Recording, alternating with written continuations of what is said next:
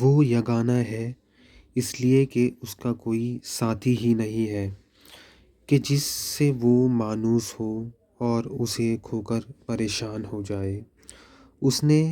پہل خلق کو ایجاد کیا بغیر کسی فکر کی جولانی کے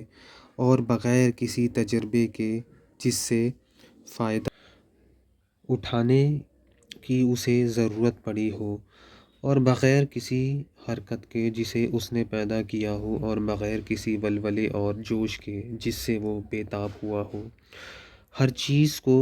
اس کے وقت کے حوالے کیا، بے جوڑ چیزوں میں توازن، ہم آہنگی پیدا کی، ہر چیز کو جداگانہ طبیعت و مزاج کا حامل بنایا،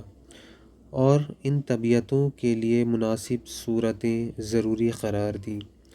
وہ ان چیزوں کو ان کے وجود میں آنے سے پہلے جانتا تھا، ان کی حد و نہایت پر احاطہ کیے ہوئے تھا، اور ان کے نفوس و اعضاء کو پہچانتا تھا۔ پھر یہ کہ اس نے کشادہ فضا، وسیع اطراف و اکناف اور خلا کی وسعتیں خلق کی، اور ان میں ایسا پانی بہایا جس کے دریائے مواج کی لہریں طوفانی اور بحر زخار کی موجیں تہہ بہ تھیں، اور تیز ہوا اور تند آندھی کی پشت پر لادا۔ پھر اسے پانی کے پلٹانے کا حکم دیا، اور اسے اس کے پابند رکھنے پر قابو دیا، اور اسے پانی کی سرحد سے ملا دیا۔ اس کے نیچے ہوا دور تک پھیلی ہوئی تھی، اور اوپر پانی ٹھاٹھیں مار رہا تھا۔ پھر اللہ سبحانہ نے اس پانی کے اندر ایک ہوا خلق کی جس کا چلنا بانجھ بے ثمر تھا، اور اسے اس کے مرکز پر قرار رکھا، اس کے جھونکے تیز کر دیے، اور اس کے چلنے کی جگہ دور و دراز تک پھیلا دی۔ پھر اس ہوا کو مامور کیا کہ وہ پانی کے ذخیرے کو تھپیڑے دے اور بحر بے قراں کی موجوں کو اچھالے۔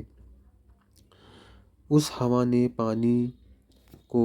یوں متھ دیا جس طرح دہی کے مشکیزے کو متھا جاتا ہے، اور اسے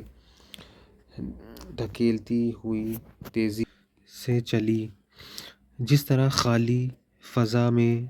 چلتی ہے، اور پانی کے ابتدائی حصے کو آخری حصے پر، اور ٹھہرے ہوئے کو چلتے ہوئے پانی پر پلٹانے لگی، یہاں تک کہ اس میں تلاطم پانی کی سطح بلند ہو گئی، اور وہ تہہ بتہہ پانی جھاگ دینے لگا۔ اللہ نے وہ جھاگ کھلی ہوا اور کشادہ فضا کی طرف اٹھائی، اور اس سے ساتوں آسمان پیدا کیے۔